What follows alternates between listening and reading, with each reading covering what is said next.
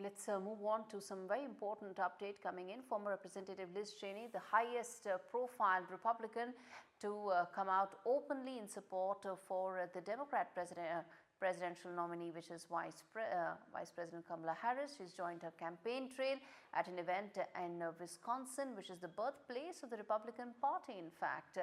Cheney's appearance with Harris is part of a concerted effort by the Democrat campaign to appeal to those Republican fence-sitters who may be disaffected by Donald Trump. Remember, there is a section of the Republican Party who feel that Donald Trump's ideas and his vision is something that they cannot align with.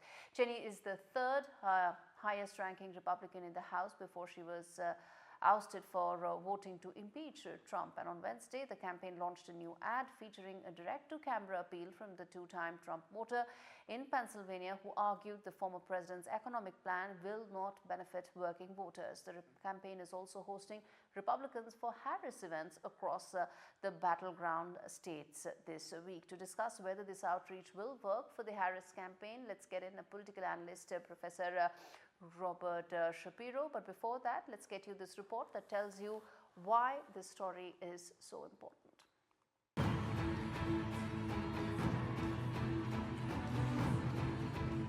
I tell you, I have never voted for a Democrat, but this year I am proudly casting my vote for Vice President Kamala Harris.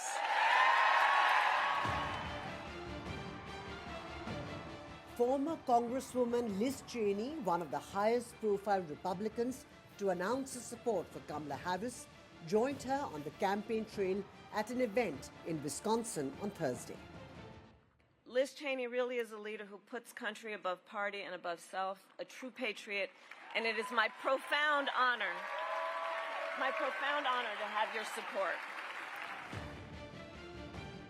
Along with her father and former U.S. Vice President Dick Cheney, Liz had announced in September that Harris would have their vote. Though they differ in their views on policy, the Cheneys and Harris share an antipathy for former President Donald Trump and see him as a threat to democracy. Cheney's appearance in support of Harris is no freak occurrence.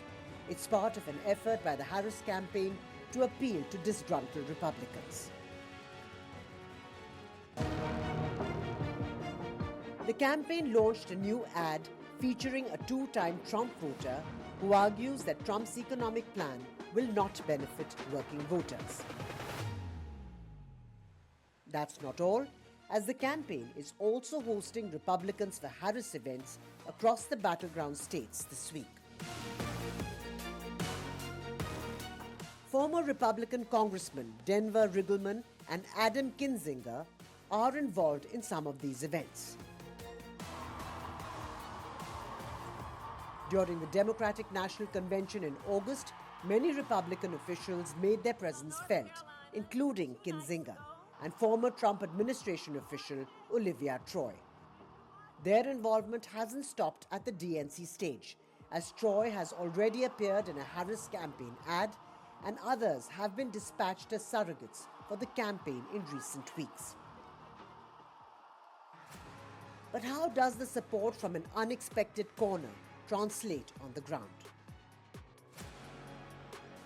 According to a September CBS News poll, only a small number of voters who identify as conservative back Harris. On the other hand, voters who identify as moderate favor Harris over Trump by double digits. That it would be an uphill task for the Harris campaign to pull off a mass exodus from the conservative side. With Vishal Vivek, Bureau Report, NDTV World. Okay, so will this dent Donald Trump's chances? How big is the chunk of voters who are aligned to the Republican Party but not aligned to Donald Trump? And more importantly, how many of those fence-sitters will be convinced with this narrative that the Kamala Harris campaign is putting out? Let's get in Professor Robert Shapiro to get us answers to those and a lot more. Professor Shapiro, thanks much for speaking to NDTV. My first question to you, sir, that Liz Cheney, the crossover campaigner, she's a star campaigner, in fact, with the Republican Party. How much do you think will her campaign for Kamala Harris dent Donald Trump's chances? Well, the truth of the matter is we don't know for sure. But just to put this in perspective, this is extraordinary that these Republican leaders are coming out not only opposing Donald Trump, but supporting a Democratic candidate and actively campaigning for Harris. This is really quite an extraordinary phenomenon here. The irony here is that if Nikki Haley were the Republican candidate, we would not be having this conversation. All these Republican leaders would be strongly backing her, and it would be very difficult for Harris to win the election. It's going to be difficult for these leaders to have a big effect, because keep in mind, these are the kinds of leaders and mainstream elites that Donald Trump basically came out against, campaigned against, and to try to use that as leverage to launch his campaign originally in 2016, and to continue in this current election. These are the elite. These are the mainstream elites. For these leaders to have an effect, they'll have some effect, but for them to have a further effect, they need to persuade at least some individuals in the communities, in the 7 key battleground states: Wisconsin, Michigan, Pennsylvania, Georgia, Arizona, Nevada, and so forth, and to persuade individuals in those states who will then in turn campaign in their neighborhoods, in their areas, to gain support for Harris. But she also has a fair bit of, she has a controversial background there. And do you think that may not go down well with the, traditional Democrat voters?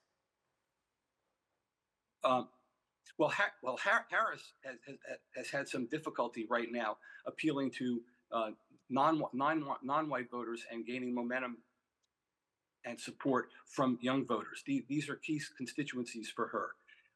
In recent elections, Democrats have done well in the elections when they've gotten 90% of the Black vote, 70% of the Latino vote, and Asian American vote.